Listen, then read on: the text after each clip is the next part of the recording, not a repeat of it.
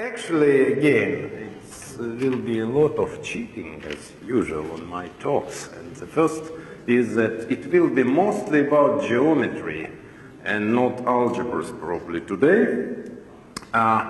So what will be main objects of studies? The main object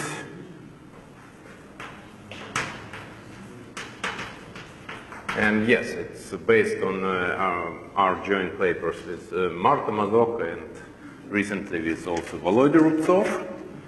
So the main objects will be algebras, nevertheless, of geodesic functions and arcs. And these arcs are actually nothing more than Lambdalens of geodesic lines.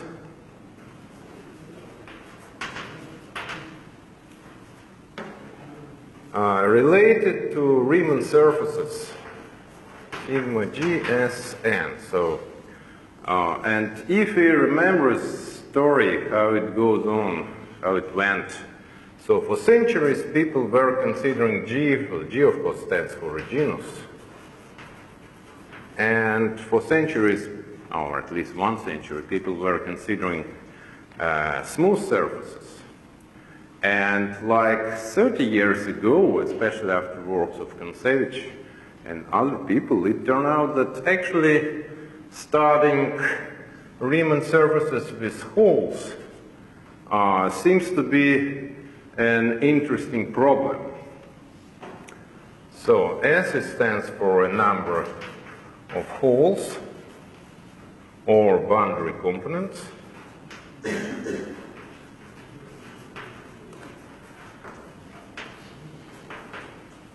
And it turned out that these objects, sigma gs, where S is non-zero, provide some insight into different branches of science and related to some geodesic algebras and to many other things. And actually also, it's already a more recent story, like possibly 10 years ago, especially after works by Fomin, I would say Misha Shapira and Dylan Thurston. It happens that studying the objects with n, where n stands for the number of marked points on boundary components, and today I will provide some geometric interpretation of this, is also interesting. And it will give us, it gives us some bridge, as I showed today, to cluster algebras, to quantization of the corresponding varieties, and even to the quantization of Lambdalens themselves. So, but before I will turn to the main object of my talk today, I will have to make some short review of what we knew about these objects, about Riemann surfaces with holes. So I will start with a familiar picture, and again, in contrast to Iskander talk, in this case we'll have just one metric of constant negative curvature. So we'll consider this sigma GSA as these surfaces as a quotient of Poincaré upper half plane with respect to the action of the Fuchsian group.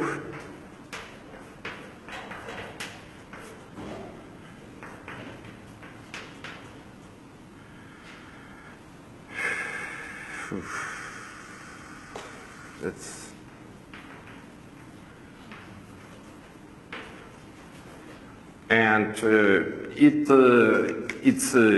usually it's a discretely acting subgroup of PSL2R.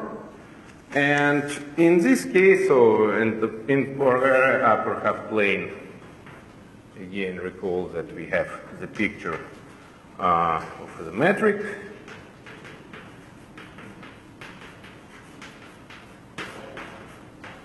And in this matrix that we'll see many times today, all geodesic lines are either half circles or vertical lines.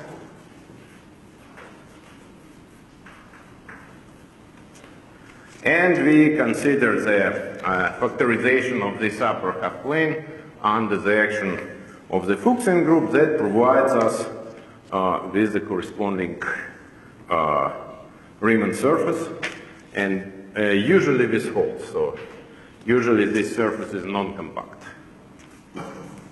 At least in our, at least today it will be non-compact. So why we like this? Why we like this picture? Because for the case where S is greater than 0, for any such surface, we have a simple combinatorial model or combinatorial description.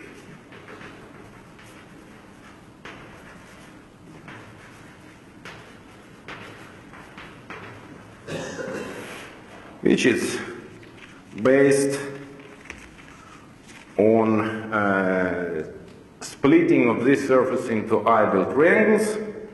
So we have gamma GS is a 3-valent fat graph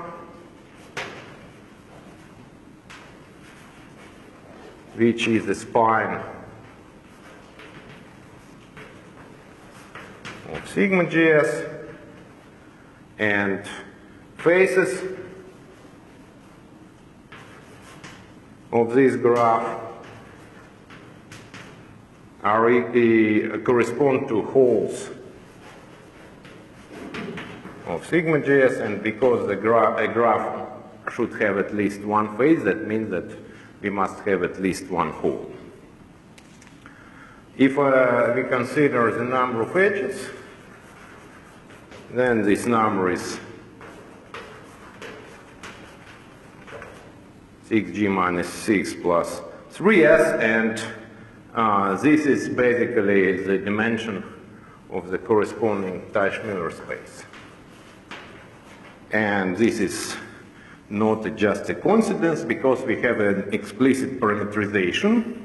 Before I will describe it, I need to recall that we also have a set of one-to-one correspondences.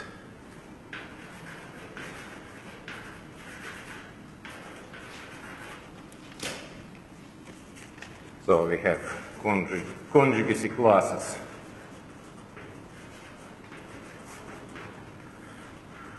of the Fuchsian group. Each of them is in one-to-one correspondence to conjugacy classes of the first homotopy group.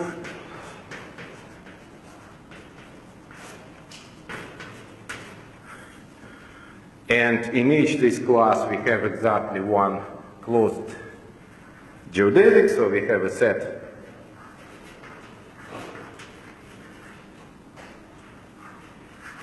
of closed geodesics.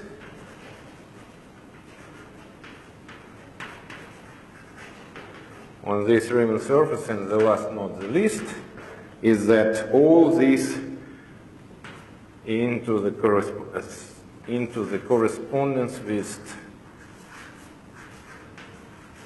closed path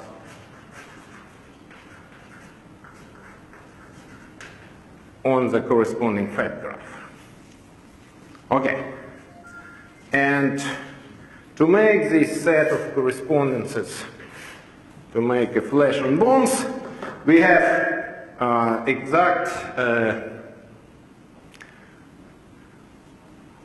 quantitative description that is provided by shear coordinates.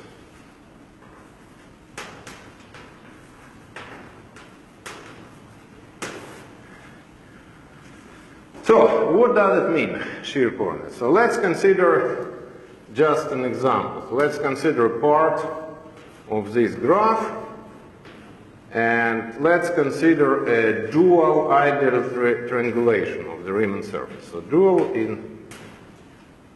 basically means that we have these ideal triangles, and we glue the surface out of them.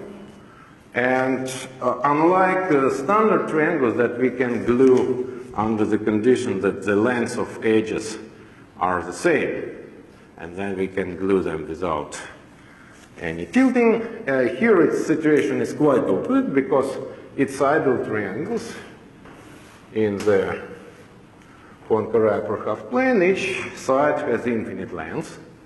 And in principle, we always have a freedom when we glue two of them of shearing or shifting this side, one side along the other side.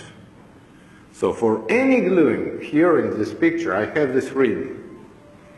Even if I glue two sides, then I still have a freedom of gluing the other sides. So for any side here or edge of this ideal triangulation here, I have this freedom, and it's described by shearing. So we just put perpendiculars from opposite edges, from opposite vertices of this triangle, and this length is finite, and this is what is described by the shear coordinate. So this length is z, and its sign, the sign depends on the mutual orientation of these two perpendiculars. If we consider a certain and Fenner pattern here in this picture, then we also have what is called Lambdalens. To define them, we need also to put some decoration on this. And so we put some 4 cycles, and basically Lambdalens, recall they are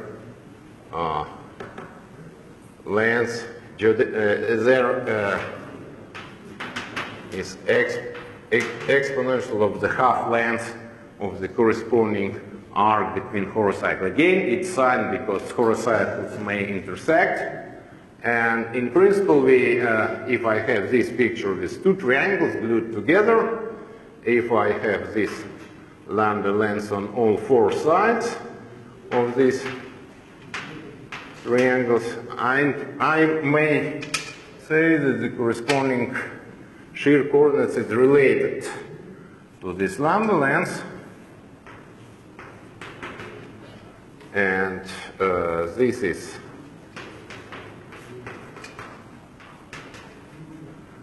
but unfortunately, it's this correspondence works well in case of punctures, but it becomes ambiguous on the level of this is my flash that I lost on the previous conference, I think. Good to meet old friends. Okay. So we have some opticals, so we have some kernels that I will not describe, but locally it works perfect. And for example, if I consider some example, like a torus with one pole, so it's described by just 2 ideal triangles that we have here. So we have varieties shear coordinate z here, say x here and y there, and the gluing is usual, so I glue, that's indicated by color, I glue this edge to that edge, and this corresponds to closing this fat graph in this way, and I glue this edge to that edge, so the resulting fat graph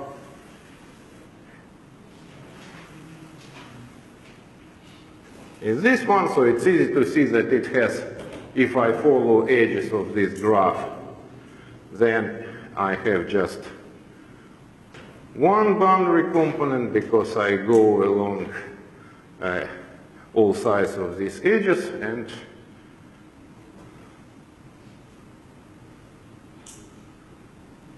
and actually come back to the original. So it's the same as to say that we are gluing this surface out of hexagon, identifying opposite sides. So in this formula here, when you have Lambdalens, you assume that the holes are punctured because you use holes. No, not necessarily. That's precisely the point. I cannot go into many details. So actually, there is sometimes there is no matching between these Hor cycles. So when we have punctures, then there is exact match. But in principle, it might happen that when we go around, then the corresponding Hor cycle actually comes to another Hor cycle. And the difference is precisely the perimeter of the hole. I mean, when you say, this is a hole, not a puncture. No, it's not necessarily a puncture, yes, precisely. So if we have just arbitrary shear coordinates, it's not a puncture. The condition for puncture is that, for instance, here, the puncture we obtain if we impose the condition that this sum is 0. This is a puncture, but in principle, this sum is the sign perimeter of the hole. Yeah, that's for shear coordinates, but for Lambdalens, how can you define it? I cannot. That's precisely, there is an obstacle. That's precisely my point, that actually this correspondence between shear coordinates and Lambdalens, in this case, contains kernel in both ways. So that's, we cannot just provide explicit formula expressing Lambdalens through shear coordinates and vice versa. It's only local.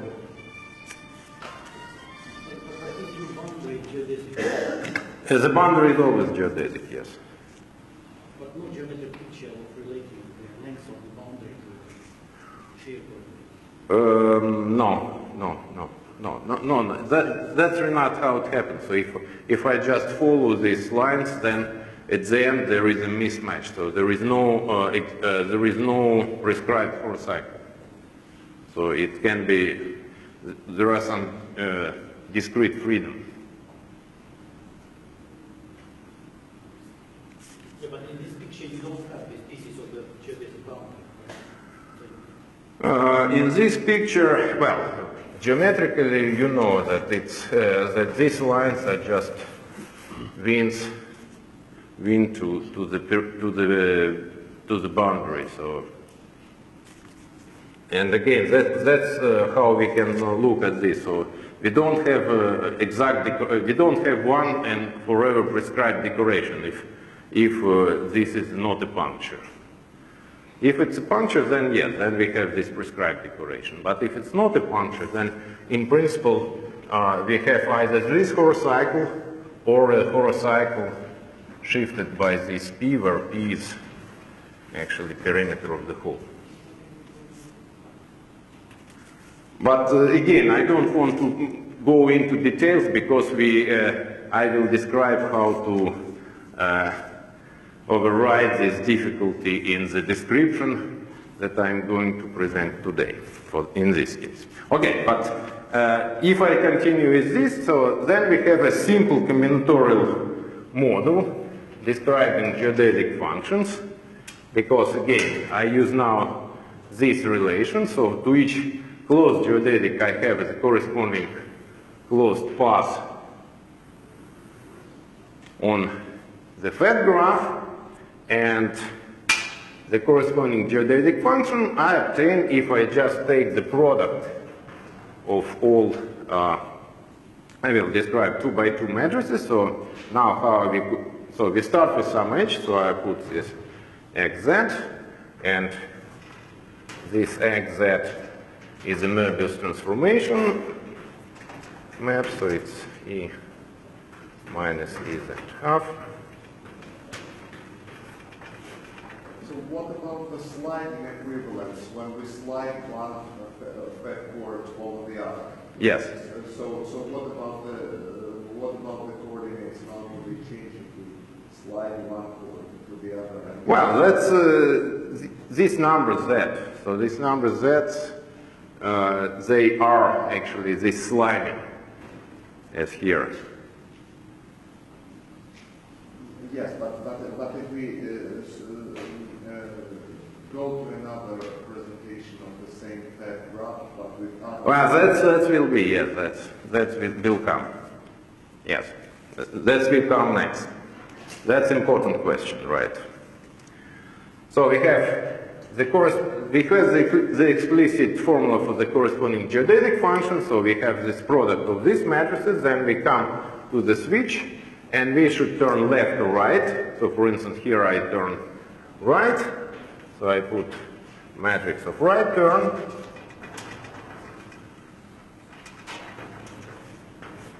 Then I move to this edge with the label y, so I put matrix xy.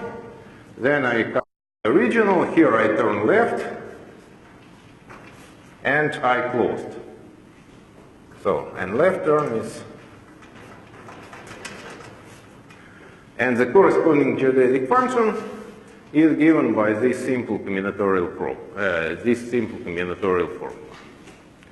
And it's easy to see, for instance, that just from this consideration, all these geodetic functions are Laurent polynomials in the corresponding exponentials of shear coordinates. Next,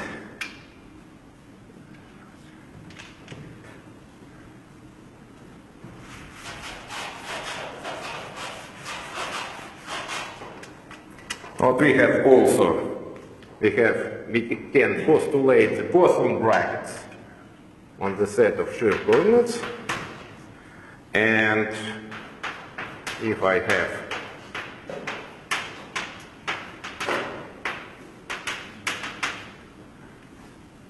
the corresponding edges coming to the same vertex, then in physical terms, I say that this bracket is 1. So it's bicyclic property. So what we proved some time ago with Volodya Fock is that this bracket actually induces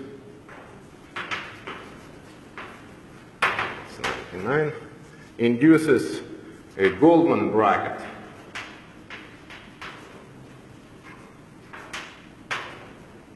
on the set of geodetic functions. And just to recall, if we have two geodetics with a single crossing, so I have the corresponding geodetic functions g1 and g2, then the Goldman bracket tells us that I have to resolve this crossing in two possible ways. And, well, in the rest we have the same, the rest remains the same. And this bracket is related to the corresponding geodetic functions of two obtained geodetics, because this comes here and this comes there, in this way. And we have also skein relation. It just describes this resolving of this crossing, so using this we can actually present all algebra of geodetic functions through eliminations on the Riemann surfaces. But this is, again, this is somehow old story that was delivered here several times.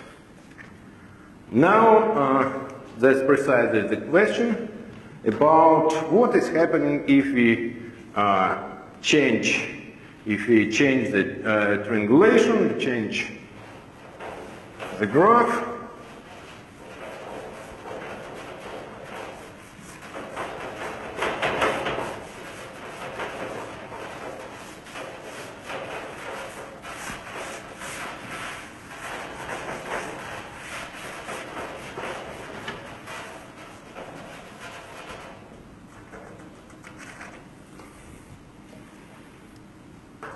So these are mapping class group transformations or morphisms of the corresponding algebras. And actually, this flip is described by they are all described by elementary moves called, well, sometimes we call them flips, sometimes mutations, but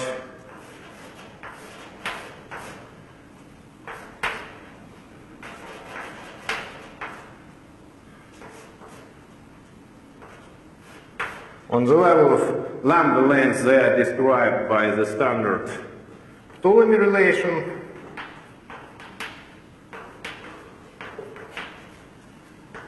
That affect only the central element.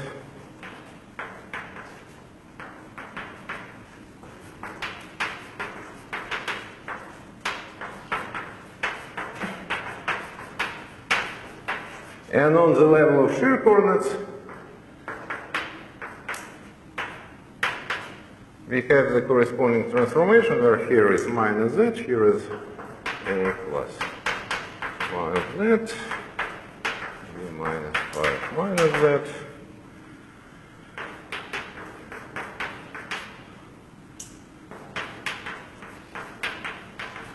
And in classical case, is the logarithmic function.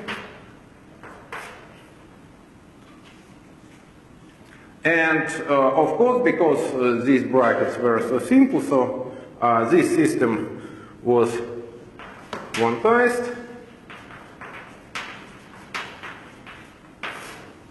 Well, by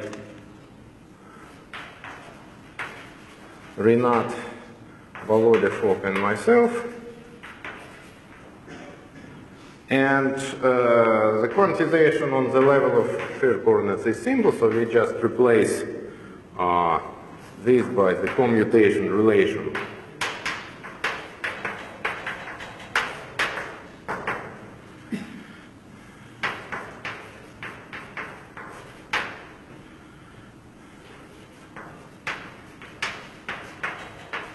Where this stands for the Poisson bracket for classical varieties, and the corresponding geodesic functions become Hermitian operators, which satisfy, say, for instance, the deformation of this, the quantum deformation of this golden bracket is given by quantum skein relation.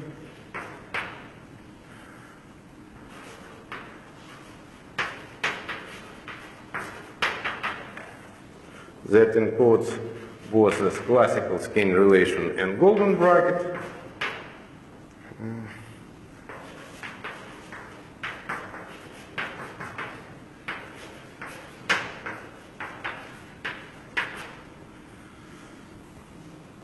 And I have example, we can consider examples for the torus, but I don't think I have much time for that, unfortunately.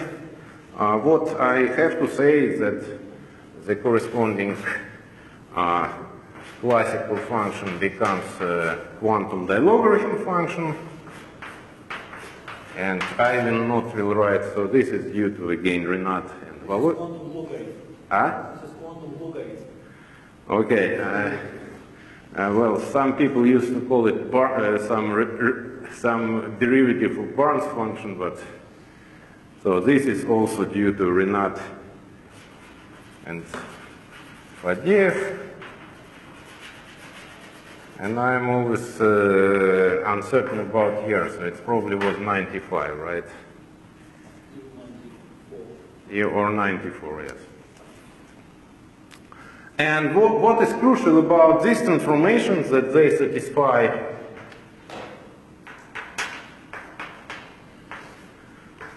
pentagon relation, which is crucial for consistency of these moves. Again, I will not tell much. I will just say that we have a problem of quantum ordering.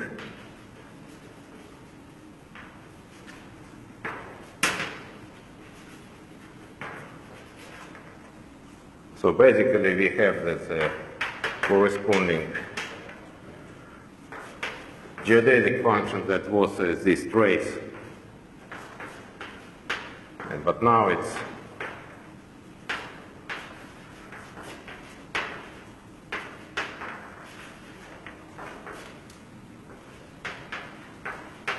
now all these operators, exponentials, they become quantum operators. So it's always a problem how we should order them in order for make all this picture consistent and make it compatible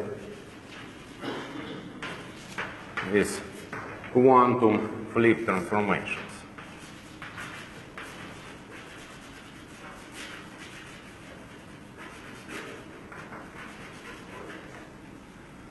The existence of this order was implicitly proved by, again, Riemann when he constructed a unitary operator of quantum flip. But the explicit recipe is, well, in general case, I would say is still missing, but what we can claim that was some experimental observation that will be very important for us, so I will save it for the rest of my talk.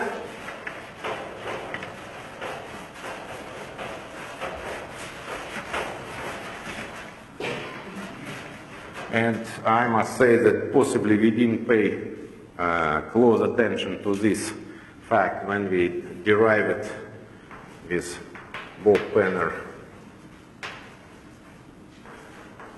in 2003, is that if we produce the following transformation, just simple rescaling,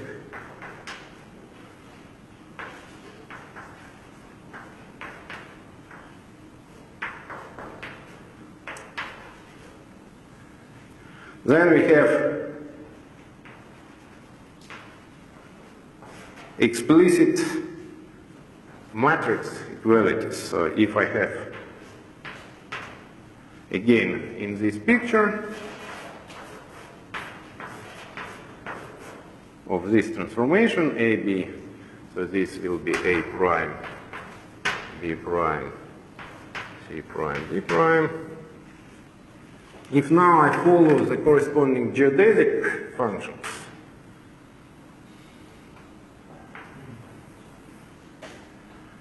so I have, in general, everything can be reduced to one of three cases that I just show on this picture, and the third one is this blue line. So in each of these three cases, we have exact matrix relations for quantum varieties.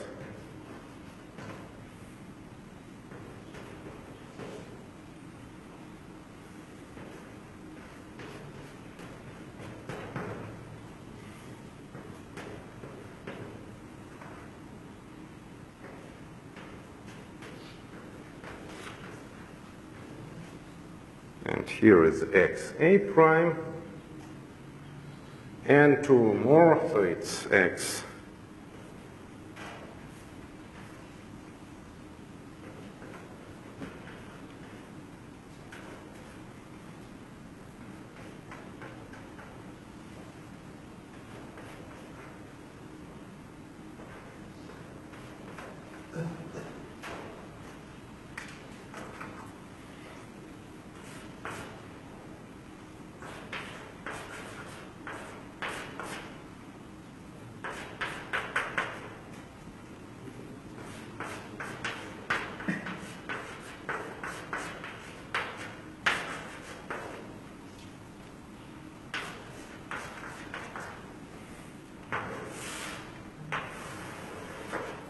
So, and in this case, we assume that we have just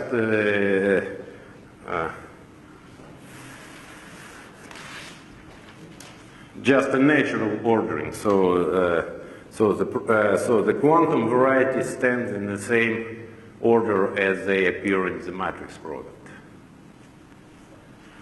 So, what does this mean? This means that actually we can transform any part of the graph without affecting if we have some proper quantum ordering, so this proper quantum ordering must respect these properties. And as we'll see later, in the second part, it will give us a hint how we can proceed to Lambdalens. So now I am finishing this excursion into what was known before, and I will start some new material. And actually this new material, we again observe it, we start with some experiments. So that's why I saved this small slide on the left-hand side.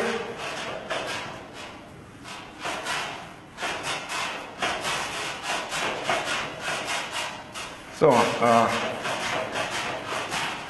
we came to this description by addressing the following question. Actually, so what are special reductions of these patterns or of the Riemann surfaces when we consider the collision of holes?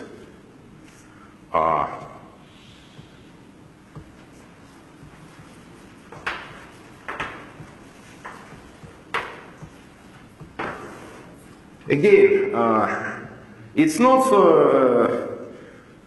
so easy to collide holes in the hyperbolic geometry, because what is happening? So we want to make these holes very close one to another. And, but during this process, actually we preserve the area of the surface. So when we make the distance between these holes very small, actually this part, the part that corresponds to two boundaries of the hole. So if I can draw it in hyperbolic geometry in the following way. So so these are two boundaries. All life is somewhere here and maybe somewhere there. And I want to make this epsilon small. So I want to consider the limit as epsilon goes to 0. And I also want to say something about the corresponding geodetics that go through this domain. And what is happening is that if I tend this epsilon to 0, I have to introduce some regularization. So I deregularize by introducing the collars. So the locus of points equidistant from this perpendicular to two holes, and we have to introduce some angles. So when epsilon goes to 0, that's actually also these distances becomes actually infinite, but the domain itself becomes very thin. And what is happening is, well, that's why we call it a chewing gum. Because everyone knows, so if we pull out the chewing gum, it becomes very thin and very long. And at the end, it breaks down. So if I had the corresponding geodetics coming through this domain,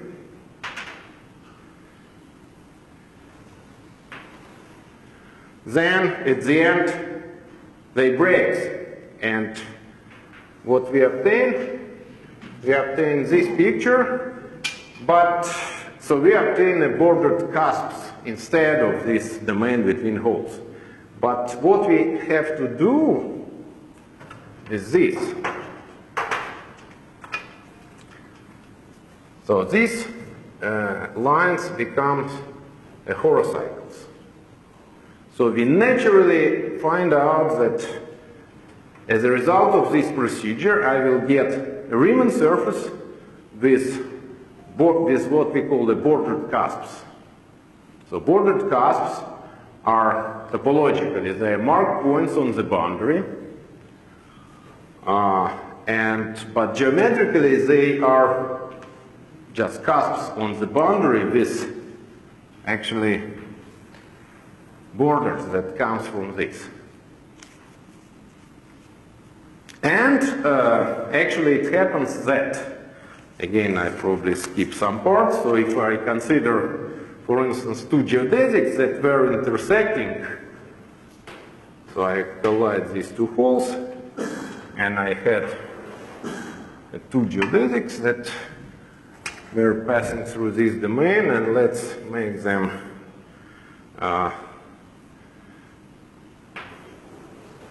intersecting in the rest of Riemann surface. So when I collide them and apply just in relation, I will obtain that they're actually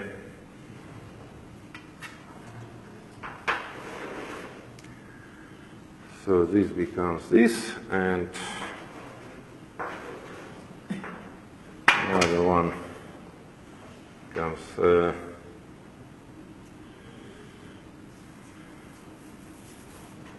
okay, so just to make the long story short, I will just put the claim that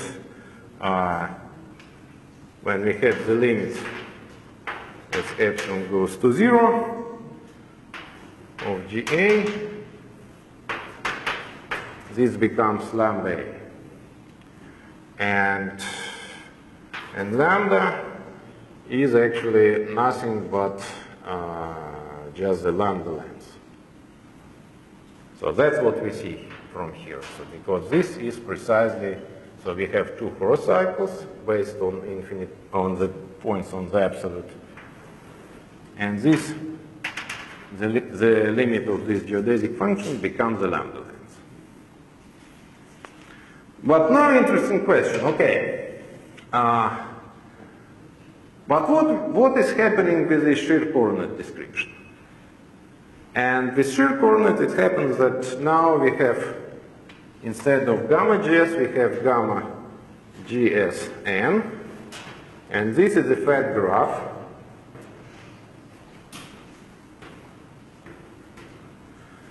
Of genus G, but now it has n univalent vertices.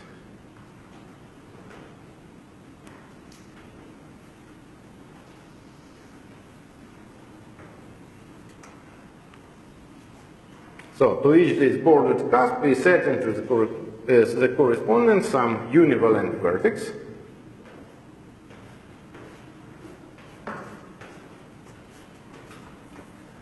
And we have, of course, as many of them as a number of the corresponding bordered cusps.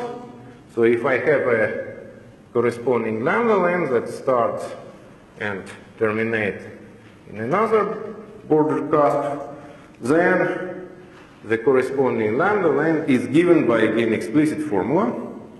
So it's lambda gamma is given by trace x I or xz. So it must start and terminate its cusp.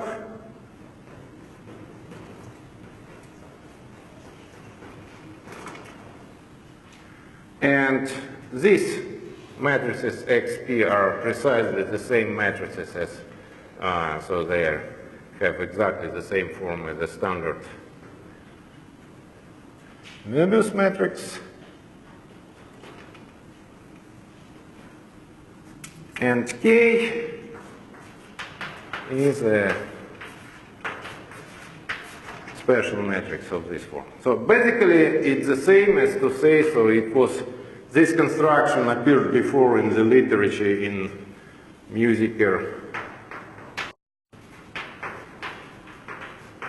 Schiffer and Williams. And it's basically, they call it the UR, so upper right element of this product. What is nice is that also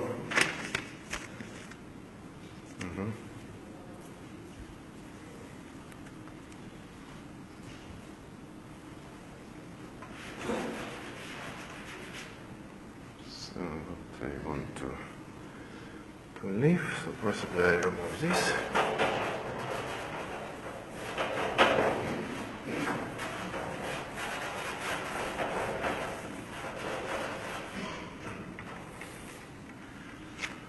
That we have now explicit formula for this Lambdalens in terms of shear coordinates.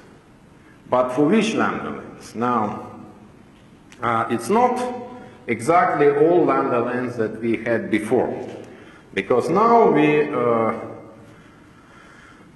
completely characterize this Riemann surface and the corresponding Kashmir space either in terms of this extended shear coordinates that alpha ei, or in terms of the corresponding Lambdalens. The number of both these coordinates is always 6g minus 6 plus 3s plus 2n. And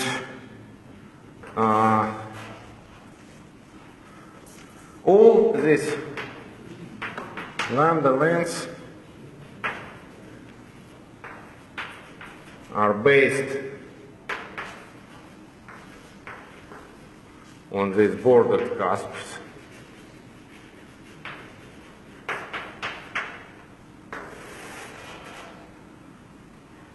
If we have holes,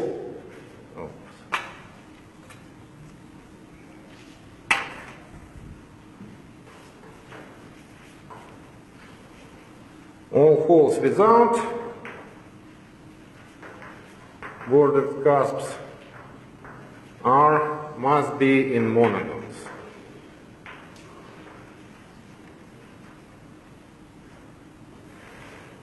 So that we explicitly impose the condition. So if we have a hole, it always contains in the monodrome, and this corresponds to some bordered cusp.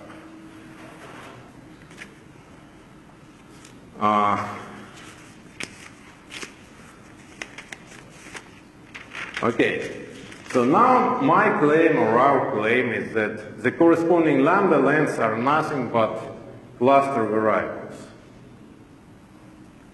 So we can identify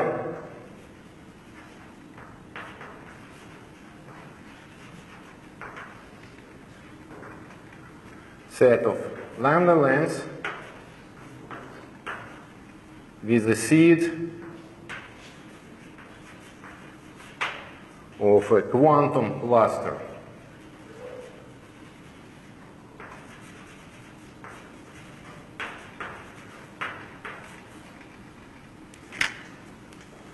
Where the quantum cluster transformations or cluster transformations are of two sorts. So one transformation is, well, there is one standard transformation, and non-standard comes from this. So if we have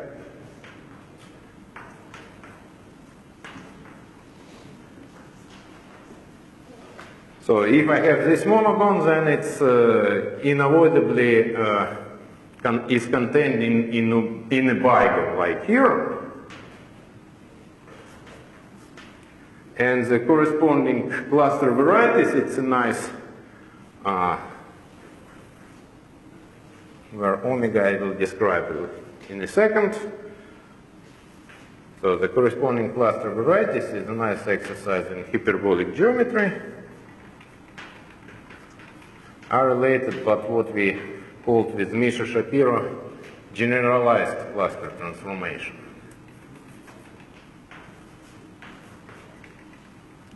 Where omega is either a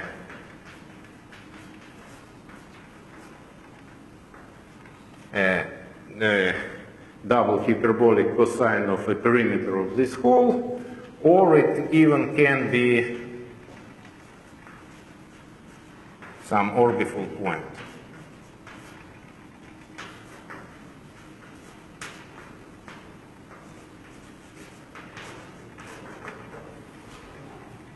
So it doesn't matter because omega plays a role of coefficient in the corresponding in the corresponding system of clusters. And again, this n is not that n. Huh? No, yes, that's not, n is nothing to do. It's for that case, or it's just, Excuse me. yes. Lambdalens are complex numbers, or real Well, we can easily complexify it. It's, real numbers. well, in geometry they're real numbers, but in our paper we complexified, so it's not a problem. So they're commuting real numbers. So how are they in bijection to C to the quantum cluster varieties? Precisely, so there are no more commuting, Stavros. Exactly, so. Real numbers usually commute. Well, but when we quantize real numbers, they become Hermitian operators. So the claim is that, now, let's make a theorem. So now I can remove this slide because it's the origin of this construction. Actually, I think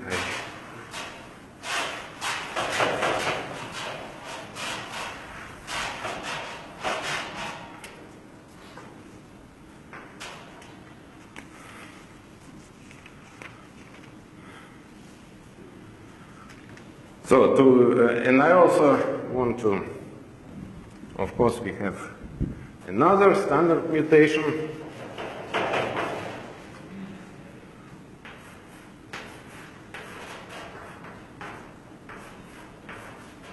I will not write it because it's the standard one that is here.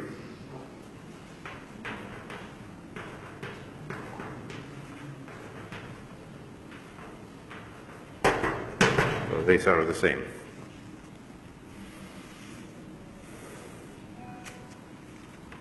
So, if we introduce the corresponding, so what are quantum cluster?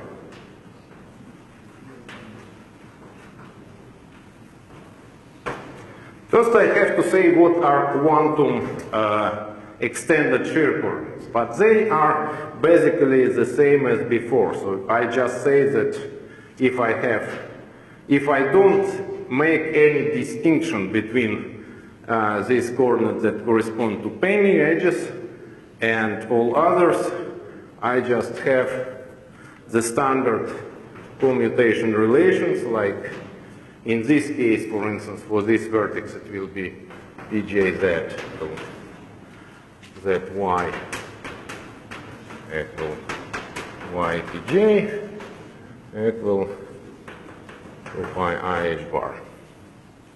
Then, if we have this formula, and now I say that in this formula, this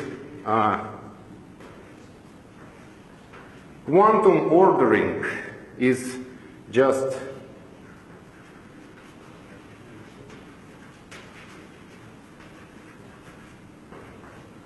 is a natural ordering, so it's defined by the matrix product.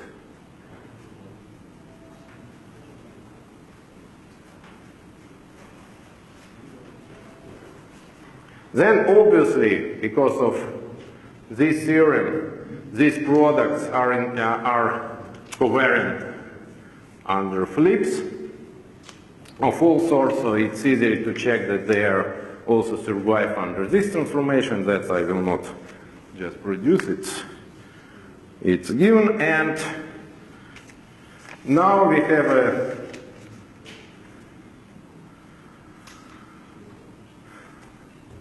the corresponding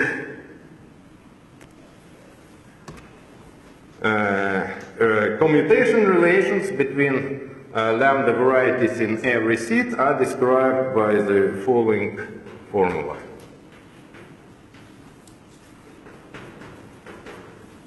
So there. If you slice edges and have relations of such sort, haven't you got any weight systems for chord diagrams or four-term relations in your science? Well, yes, I think it's yes. So I'm finishing in 1 minute. where these coefficients, they are actually defined by the mutual positions of n's of these lambda varieties. Because by condition, if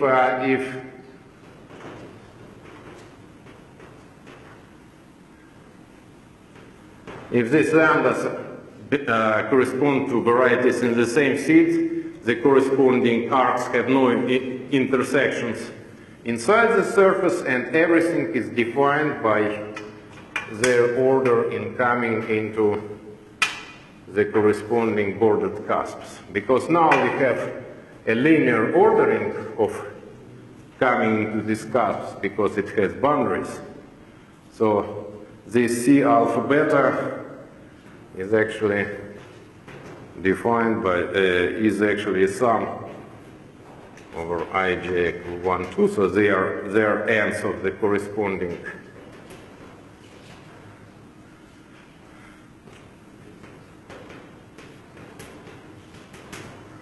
so we just count all cusps in which these two arcs come together, and in each arc we have to count all epsilon factors, which counts how many ends of this geodetic tend to the right to the ends of the other geodetic. So for instance, these C alpha beta coefficients, they may have 7 actually values.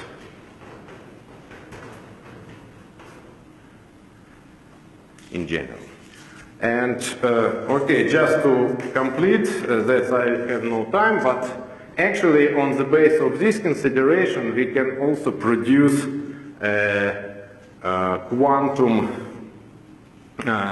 algebras of character varieties of the corresponding monodromy problem if we just consider not traces but just these matrices themselves.